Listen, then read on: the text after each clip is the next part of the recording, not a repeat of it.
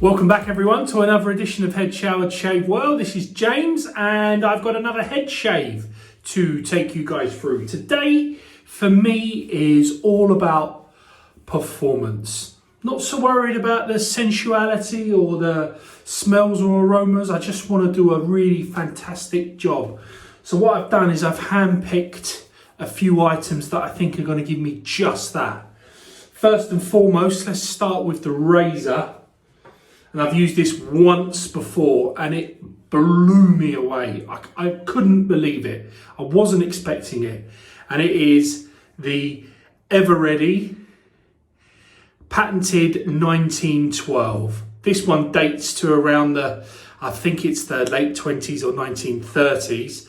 The patent was from 1912, not the manufacturer of the actual razors itself, but it's such an awesome design, and it's got a hinge top and it takes a single edge blade, and you can still buy these, and this is a gem blade. These are still available to be bought, and you can pop them in onto the guides like so, and it's got this kind of perforated, it's got this kind of this bar that is very large and open. You got the protection of the bar, but it acts a little bit like an open comb in terms of getting that soap flow through as you're coming across with a razor. But as I said, last time I used that, it completely blew me away. I actually posed the question, is this the best head shaving razor ever? It's debatable. So really looking forward to that. Shave number 2 on that blade as well. In terms of soap, Mitchell's Woolfat is phenomenal. It harks back, it says original formula 1893. This harks back to a similar age to the patent from the razor. So it feels like a beautiful little combination, but this is a kind of no fancy. When I say no fancy, this is a no thrills, I think is a better term. No frills soap, but in performance, in lava terms, takes a while to build up, but it is unbelievable. The natural lanolin in this just creates a sumptuous soapy experience. Amazing. And it smells old school. And by that, I mean, it doesn't have much of a smell, but for those that know, you'll know what I mean. I'm going to have to work that soap, so I'm going to use my big Omega 48 Loft millimeter bore brush, which is just so good. It holds so much soap. I'm going to really need that to work it in. And something new afterwards. And this was a gift from my good friend Maja from Maja's Magic. If you don't follow her channel, then you should start doing so. She very, very kindly sent me through some stuff to try, one of which is this Gentleman's Pride alcohol-free aftershave skin conditioner. So it's like a balm, and I think that's going to be absolutely beautiful to go on afterwards. Excuse me, that's Siri button in, and I'm going to be using me Alan Block as usual. So yeah, no frills today. It's all about performance, getting the job done and doing it to a really high standard. So I've had the Mitchell soap blooming away, and I'm going to get some of that bloom water now, get that up onto the head, and that acts quite nicely as a bit of a kind of pre-shave, which is awesome. A lot of people say you have to soak your ball brush for anything up to 20 minutes really, to soften it, because they're quite stiff and scritchy, but it's just a personal thing. I quite like that scritchiness. I think it really helps to jostle the kind of dead skin that builds up in between shaves, and that stiffness works for me. What can I say? So there we go. So because this has been sat with some water in it, I've got the bloom, but what it's also done is it's started to soften that soap, which is going to be all important to try and extract it up into the brush. So I'm going to get on and get this done, and I'm going to pop back when it's ready, and then we're going to apply it and then go for the shave. I'll see you guys in a minute. Okay, there we go, got a decent amount on. And if we need to go back for some more, we can go back for some more. Being a traditional kind of soap, it's like, it's a proper soap. It needs unlocking with a lot of moisture and water really, but we'll work it up and see where we get. I'm about a week in between head shaves, shame on me. So I tend to find that whenever my hair grows a bit longer, I find it a little bit more difficult to build up that lava level, but we will get there. So let's work this bad boy in. It's just the slick factor of Mitchell's wool fat is just off the scale. It is incredible. It's not cheap, but it's a great product. And when you've got an absolutely great product and you know it's going to last a lifetime, or not quite, but you know what I mean. Soaps last ages, don't they? So having a couple of really good soaps in your armoury, I think is a really good idea and something that's achievable for most people really. They can't all be amazing, expensive, luxurious products, but I think everyone's entitled to a little bit of luxury here and there. This is going on quite nice now. Really like that.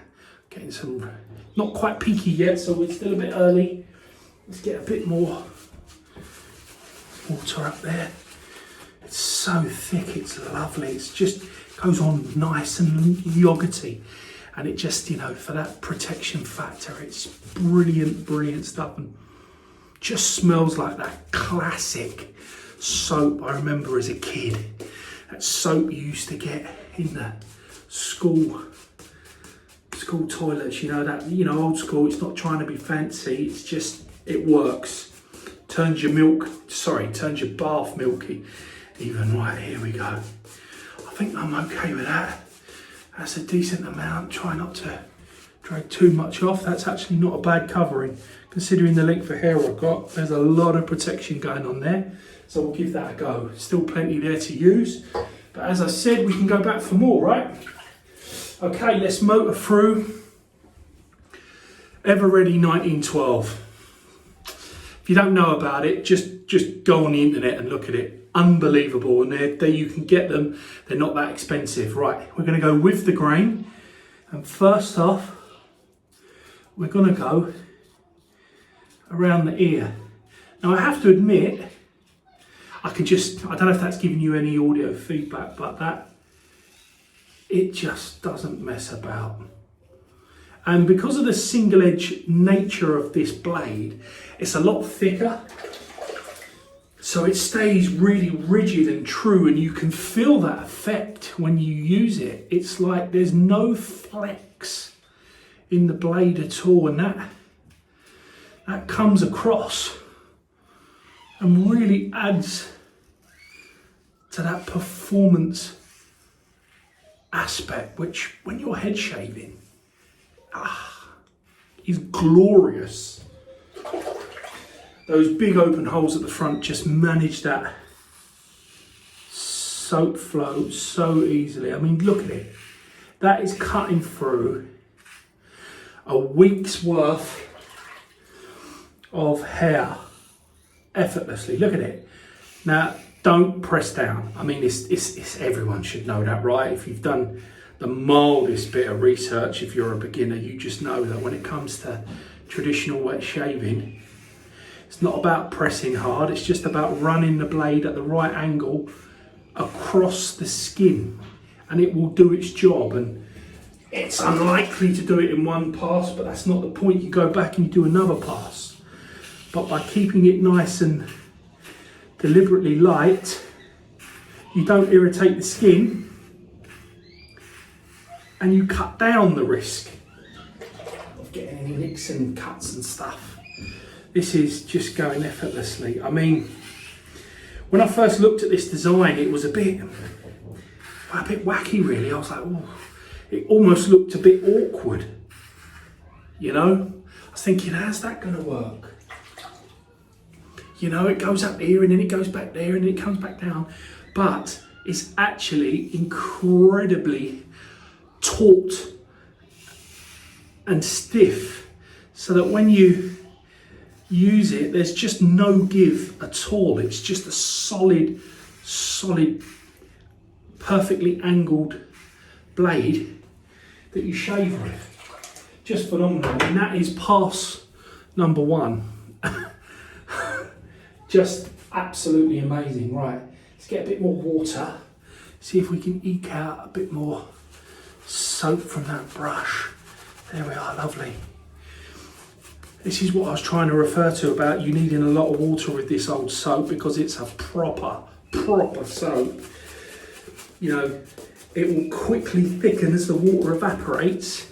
So you've got to chase it with that moisture, get it back in there and open it up again. There we are, that's better. That's it. Because otherwise it just very quickly just sets. You know what your soap will do eventually, as all the water evaporates out. That's better. That's a nice slickness level. Look at that. Absolutely perfect protection layer for this head shave. We're now going to go across the grain from the rear.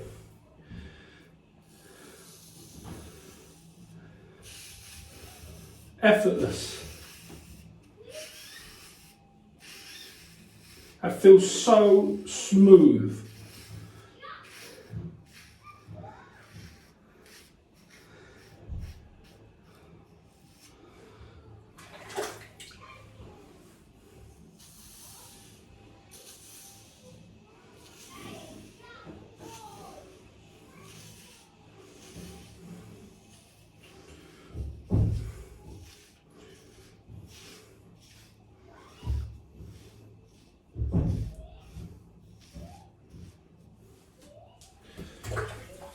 Even now on pass 2, I'm getting that little squeak you get when you're down to smooth skin. Absolutely amazing. You could definitely, for a damn fine shave, no problem at all, get away with 2 passes on this bad boy. It's that good. I mean, this is only the second time I'm using it, but like, it's just like the first time I used it, obviously. It's just incredible. This is an unbelievable vintage razor. Just unbelievable. If you're interested in starting to collect a few razors, and a lot of us that get into traditional shaving do, I think it's something you've got to have. Particularly if you're head shaving. I mean, face shaving's a little bit different. It's a little bit more delicate. Much smaller canvas, but if you're a head shaver like me, then I think that Ever Ready 1912, and it came in different guises actually. Gem did one, but just look into it, Google it if you don't know what I'm talking about. Just look at that patented 1912, see if you can get your hands on one. There's plenty around. And give it a go as a head shaver. It is unbelievable. You can still get those blades. You haven't got the double-sided bit, but I mean, this thing's going to last ages, I can tell. Right, we're going to go against the grain. Final pass now from the rear.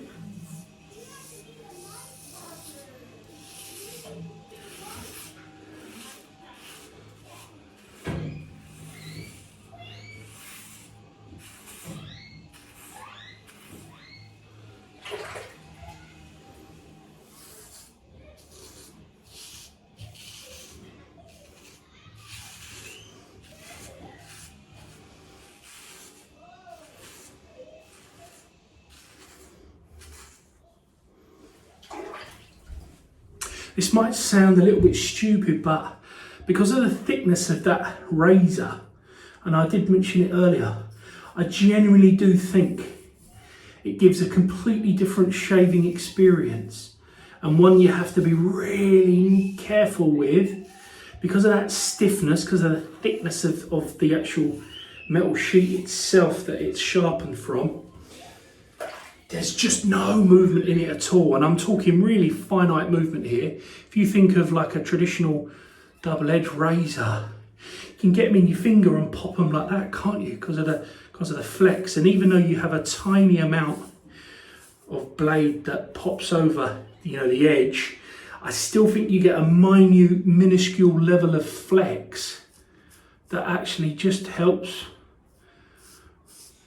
with the contours when shaving. It's just such a finite thing, such a small thing, but you know, as most things in life, with this touch, you just measure the finest little elements, don't you? Let's just neaten that side bit up on both sides. Happy with that. I'll tell you what, I've just missed a strip there because I'm poor technique. But other than that, that is unbelievable. What an amazing shave. That is baby butt smooth. It's squeaky smooth.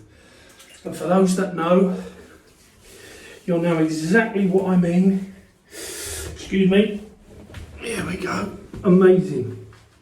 What a phenomenal head shave. Absolutely amazing. Right. Let's follow up with that Allen block. Fantastic stuff. Slightly wet. Let's put it up there.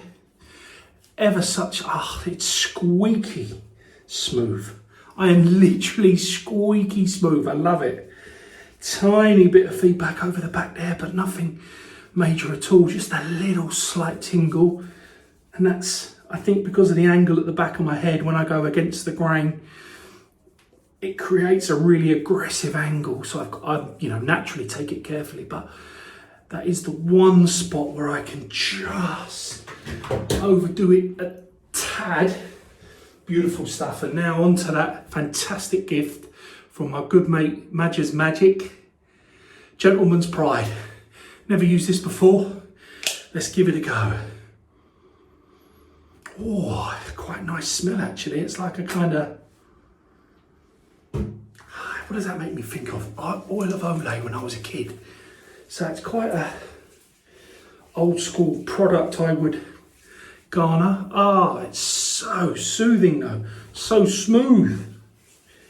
Absolutely wonderful.